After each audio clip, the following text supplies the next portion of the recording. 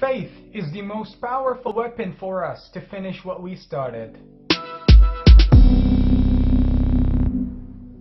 Today we celebrate the passing of one of the greatest heroes our modern Syrian history has witnessed. Abdul Baset al-Sarout. He passed away early in the morning today after getting injured in the battlefields against the criminal regimes of Assad, Russia and Iran. And no, he was not a part of ISIS, and he was not a part of these radical groups that you as Westerns are afraid of. He was fighting the Russians and the Iranians that occupied our land by the help of Assad, to help him remain on his chair in exchange. But why do we consider al-Sarout as a symbol? Let's talk about it if you are interested in listening. Al-Sarout was a goalkeeper of a Syrian football club before the revolution broke out back in 2011. He had money and fame. All he needed to keep that up is glorifying the Syrian regime and president as always. But instead, he chose to stand by the people and fight for freedom. He lost most of his friends in his city Homs after the city witnessed vicious bombing campaigns back in 2012 by Assad's regime. Then he lost his oldest brother, which also got killed by Assad in the late of 2011. By the end of 2013, his second brother also got killed by Assad. Then lastly in 2014, he said farewell to his two younger brothers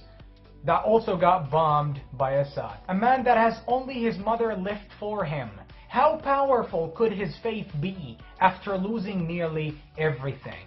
He told us his story. He told us that Syria and the cause are way bigger and more precious than his family or mine or anyone else's. Because sacrificing was and always is a part of the deal to win. Al-Sarout, the revolution's iconic keeper, as the majority of Syrians would love to call him today. He taught us hope, patience and faith. For 8 years he kept on fighting, and not only was he talented in football, but he was also talented in singing. He composed a lot of songs that have gone internationally viral, and with every song he made us either cry or laugh.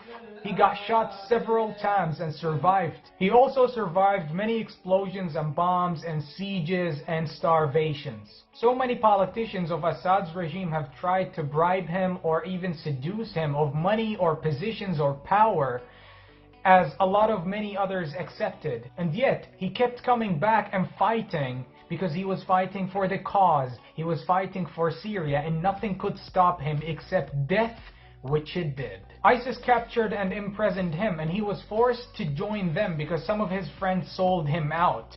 And yet, ISIS tried to utilize his name to influence more Syrians to join ISIS because his name was so iconic and a lot of Syrians loved him. And as soon as he got the chance to split up from ISIS and leave them, he did. And he got back to fight with the true Syrian rebels. He was a man of action, pride and dignity. All he wanted is to die on the Syrian soil, and he did. I am doing this video in English and translating it into German because I know the Western media is always trying to show our heroes as terrorists. And also because unfortunately the Western media is always following the propaganda of Vladimir Putin.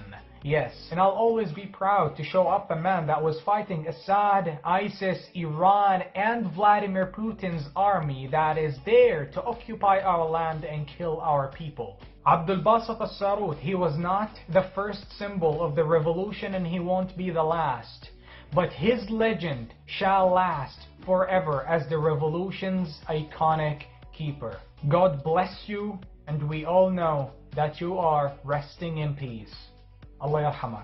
This is Ahmed from Mr. Foundation, and this was my message for today. السوريين بتمنى تنشروا هذا المقطع، نحن ما لنا مستعيرين من